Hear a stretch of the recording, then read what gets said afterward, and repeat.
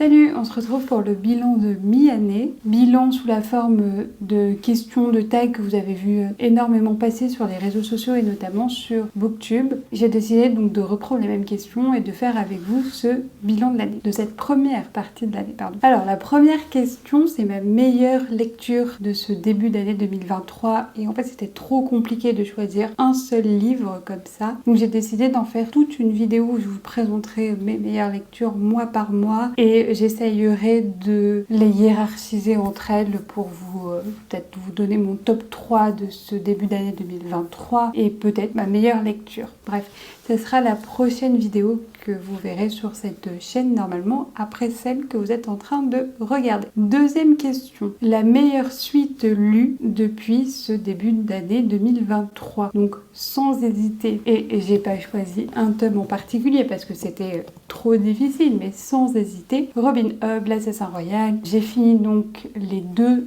intégrales de la première époque de l'Assassin Royal que j'ai adoré. Chaque mois j'ai lu un livre et je vous en parlais dans mon bilan que je pourrais vous remettre en haut. Bref, j'ai adoré cette saga, vous le savez, et je vous invite fortement à la découvrir si ce n'est pas déjà fait. Troisième question, une sortie de cette année que je n'ai pas encore lue mais qui me tente bien. Et pareil, c'était très difficile d'en choisir une, mais j'ai choisi Atteindre l'aube de Dig Lee que j'avais adoré avec Ressac. Et j'ai envie de retrouver sa plume, sa douceur, son intimité, ses émotions en fait qu'elle nous transmet et qu'elle fait partager. Donc voilà, j'attends juste qu'il sorte en poche pour le moment. Je pense que c'est la principale raison qui me freine, mais j'ai très hâte de le lire. Quatrième question, une sortie de la deuxième partie de l'année 2023 qui me tente beaucoup, et là sans hésiter, c'est le tome 3 de Capitale du Nord de Claire Duvivier qui va conclure à la fois la trilogie Capitale du Nord mais aussi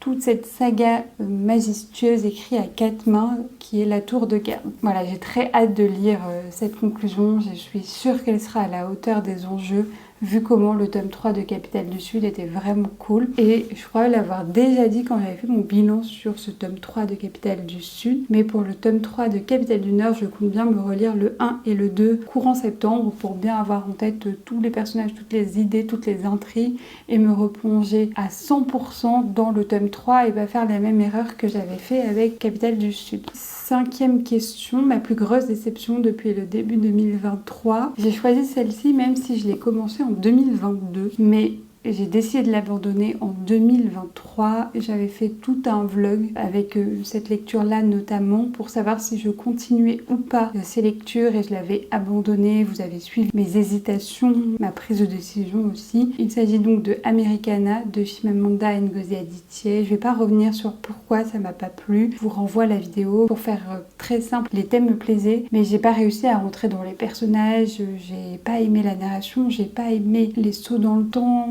Et voilà, j'ai pas accroché en fait du tout, malgré des thèmes prometteurs et qui auraient dû normalement me plaire. Sixième question, ma plus grosse surprise depuis le début de l'année, et sans hésiter, le choix s'est fait instinctivement et j'aurais pu mettre cette lecture dans une autre catégorie, je vous dirai laquelle après. Il s'agit de La commode au tiroir de couleurs de Olivia Ruiz. Je vous disais dans ma vidéo dans laquelle je lisais les 3 derniers livres arrivés dans ma pile à lire que je l'avais commandé parce que j'en avais entendu du bien mais que je savais pas trop à quoi m'attendre et surtout si ça allait me plaire, et je dois l'avouer, j'avais un peu des préjugés négatifs sur ce livre là, mais vous savez que ça a été un immense coup de cœur, que j'ai adoré, que j'ai pleuré toutes les larmes de mon corps, que j'ai passé un super moment de lecture.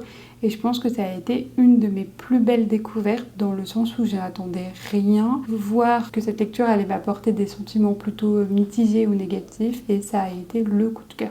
Donc voilà, peut-être que ça sera ma meilleure lecture aussi de 2023, je sais pas encore. Mais en tout cas, c'est une de mes plus belles découvertes, je pense, de cette année 2023 et une de mes meilleures surprises. Et aussi peut-être la lecture qui m'a fait le plus pleurer. Mais là, j'ai voulu vous présenter une autre lecture. Question numéro 7, une nouvelle autrice préférée ou un nouveau auteur préféré. Et c'est un peu dur de choisir préféré comme ça pour les 6 premiers mois, et en fait j'ai juste choisi l'auteur que j'avais, l'autrice en l'occurrence que j'avais le plus lu après Robin Hobb. Donc il s'agit de Taylor Jenkins Reid et j'ai lu Daisy Jones and the Six et Les Sirènes de Malibu. Et dans ma pile à lire de juillet, je vous le dis en avant-première, il y a Les Sept Maris d'Evelyn Hugo qui est, paraît-il, son chef. J'aime beaucoup à chaque fois, j'ai bien aimé sa plume, ses histoires, ses personnages. Après, je sais pas si c'est une autrice préférée, c'est quand même fort ce terme-là, surtout que ça la mettrait au même rang que Becky Chambers et Alice Zeniter. En tout cas, ça a été mon autrice chouchou de ce début d'année et du coup que je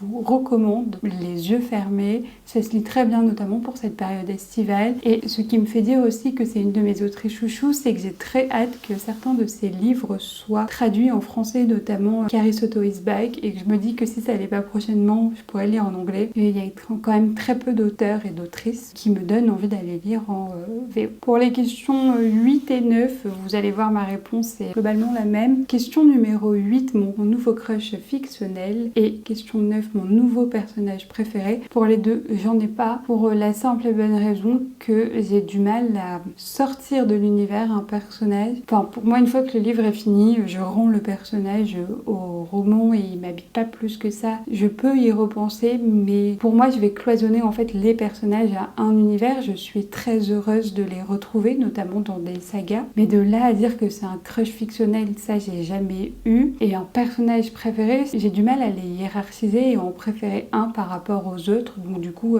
j'en ai pas. Question 10, un livre qui m'a fait pleurer. Donc ça aurait pu être La commode au tiroir de couleurs d'Olivia Ruiz. Mais j'ai choisi La fin des monstres. Ce court récit, dans ce court texte, Tal Podesta raconte sa transition de genre. Elle raconte aussi ses moments de doute, d'espoir, ses moments de deuil. Et au cours de ce parcours très intime, j'ai été bouleversée à maintes reprises. J'ai ri, j'ai été en colère, mais j'ai surtout beaucoup pleuré. C'était triste, mais c'était une belle tristesse. C'était une tristesse pour nous faire comprendre à quel point c'était difficile de transitionner et qu'au-delà de cette idée, les personnes de trans n'étaient pas des personnes à considérer comme des monstres et en fait, il nous tend un miroir pour justement nous montrer en quoi nos actions à nous sont monstrueuses. J'en avais déjà parlé dans une vidéo que pareil, je vous remettrai en haut dans le i, mais c'est un court essai qui m'a vraiment bouleversée. Question 11, un livre qui m'a rendue heureuse et j'ai choisi de vous reparler des Sirènes de Malibu de Taylor Jenkins